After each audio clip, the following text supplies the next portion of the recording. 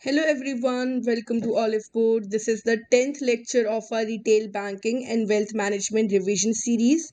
We will be discussing today the 10th unit from our Module B, which is Credit and Debit Cards. Now, this unit is quite lengthy. There are many things that you need to study. We will be focusing on the topics which are important. All right. So, starting with first, the meaning of debit cards, their features, credit cards. These are the basic things that we already know, right? If we talk about the business of credit cards in India, banks are permitted to undertake the credit card business either departmentally or through a subsidiary company when they are undertaking the business departmentally or with a tie-up arrangement with other card issuing banks. They need not take RBI approval. So here prior approval of the RBI is not necessary. However, if they are setting up subsidiaries for undertaking the business, then it would require the approval of RBI. Also, only the banks that have the net worth of 100 crore and above should undertake the credit card business. Now, when we differentiate between a debit card and the credit card, basically the debit card follows buy now, pay now principle. That means you will be purchasing and you will paying for the goods and services from the money that is available in your accounts. On the credit card, on the other hand, it means buy now, pay later, right? So you can buy now, it will be sent in the credit at the end of the monthly cycle, then you will be required to pay it. So even if you do not have funds in your deposit accounts, then also you can make a purchase. Now both of these card payments, they differ from cash. How? Because under a cash payment there are only two parties involved, the buyer and the seller.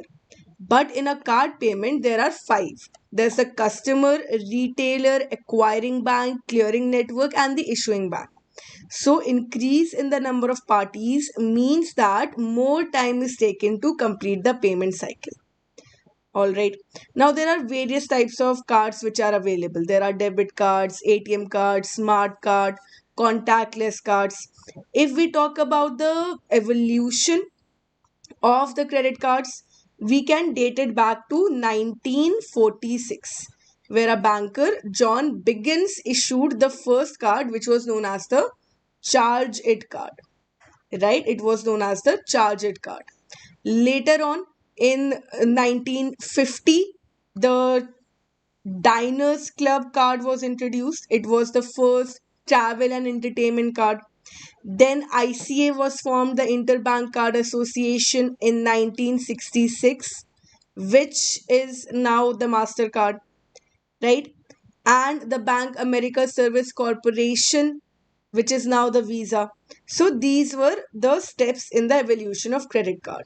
If we talk about Indian scenarios, so in the year 1980, when the Central Bank of India introduced a credit card known as Central Card.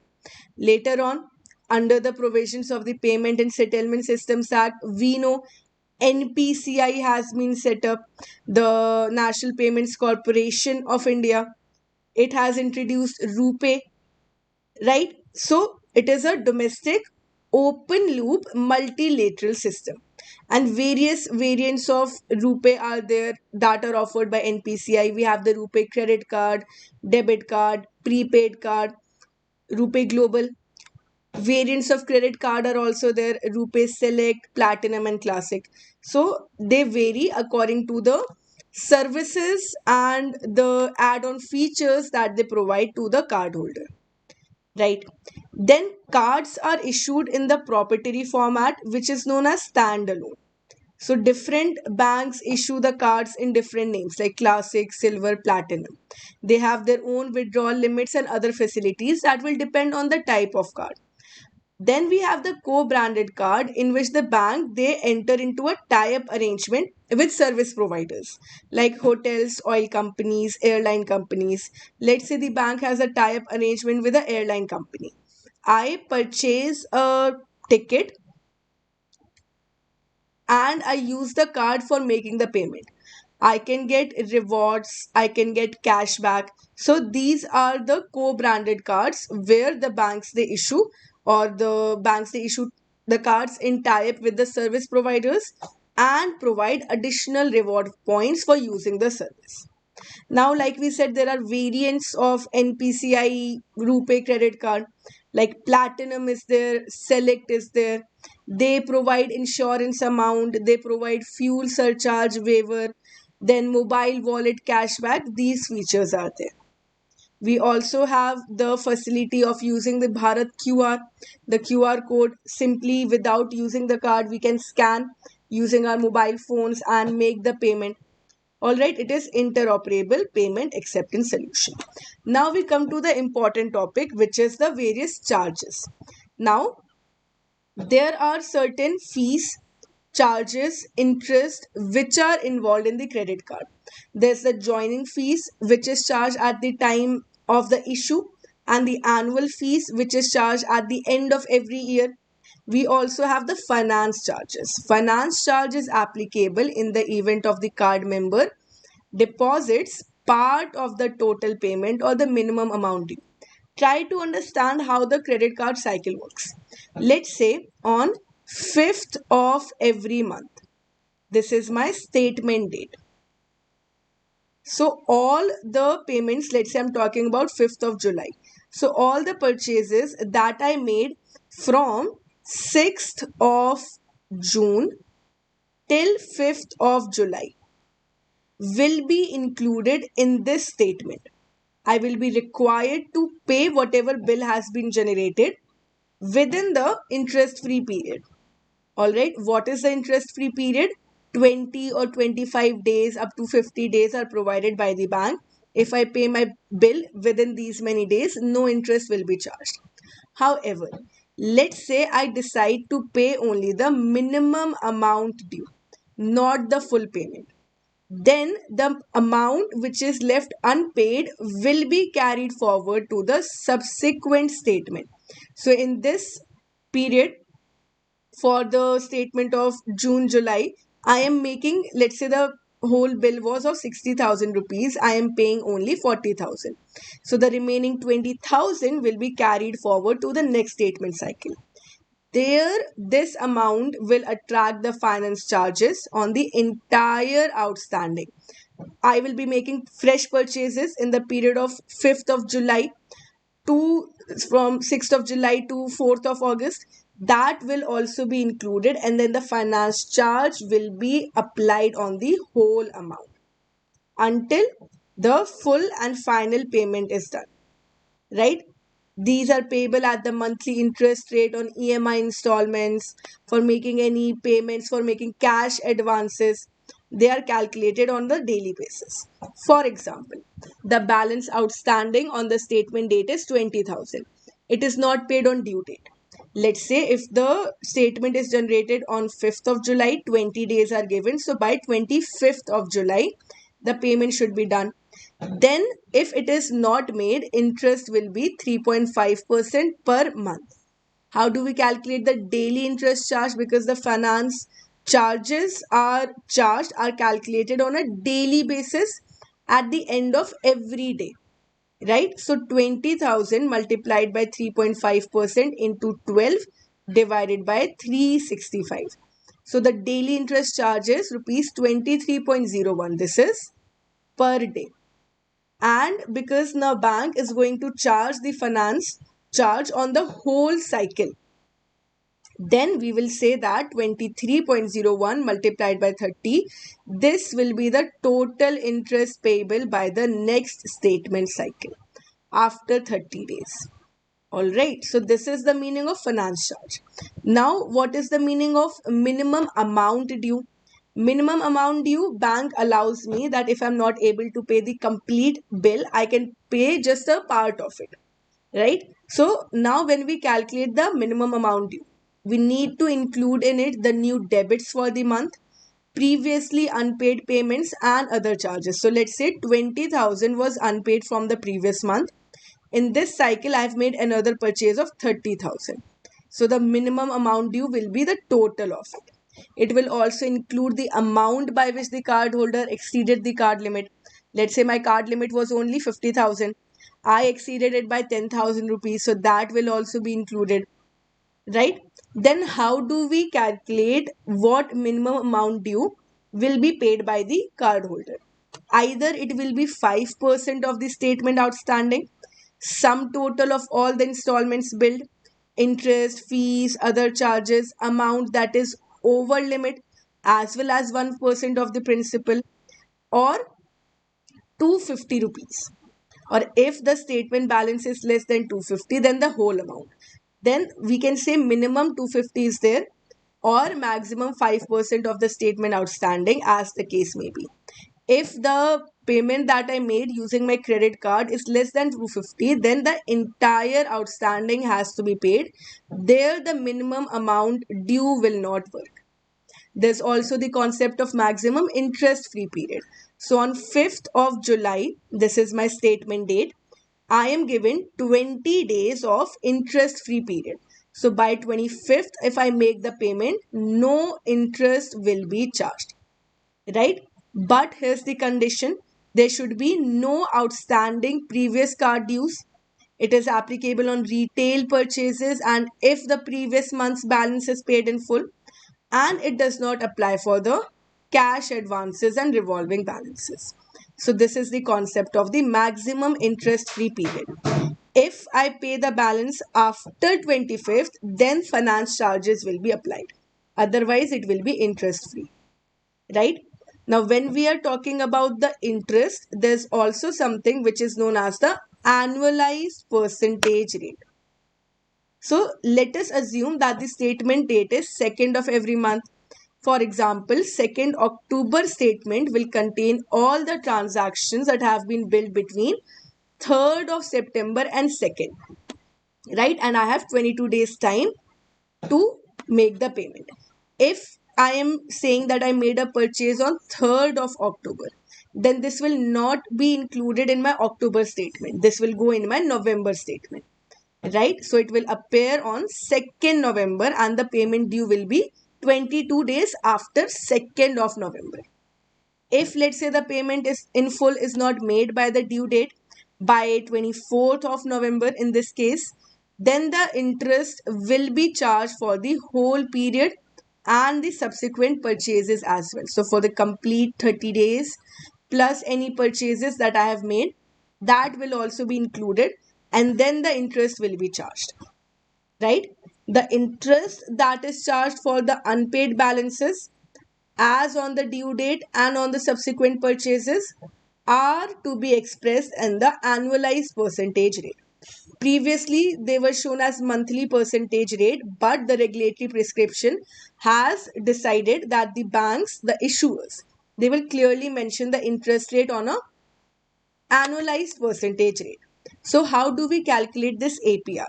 Here's the formula. 1 plus R raised to power 12 minus 1.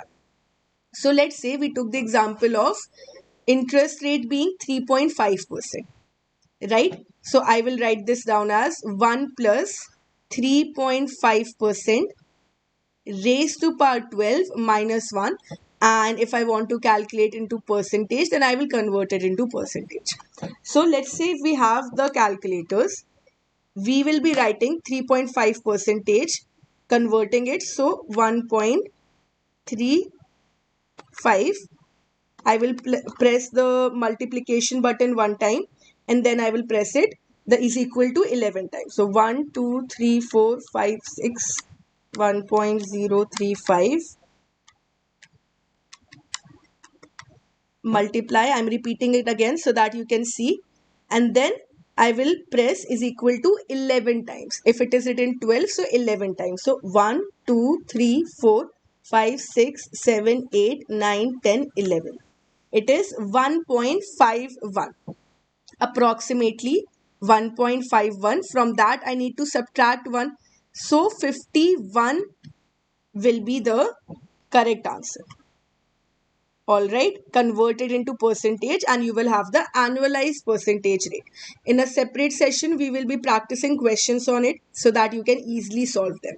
So this is the concept of the charges which are applied, the various charges on the credit card, and it is a very important topic. Definitely you will see 2 or 3 questions from this, numerical questions as well. All right, so this was the concept of credit card. Another type of cards are the prepaid cards. Prepaid cards basically they facilitate the purchase of goods and services against the value which is stored on such instruments. So there's a value which is already stored. You can make the purchases from that limit only. Now we have the closed system, semi-closed system and open system. Closed system, the PPIs can be used only in the location of the merchant who is issuing the facility. So these PPIs are issued by an entity for facilitating the purchase of goods and services from that entity only. It is limited to the entity that is issuing the card, and it does not permit any cash withdrawal. They cannot be used for making payment or settlement of third party.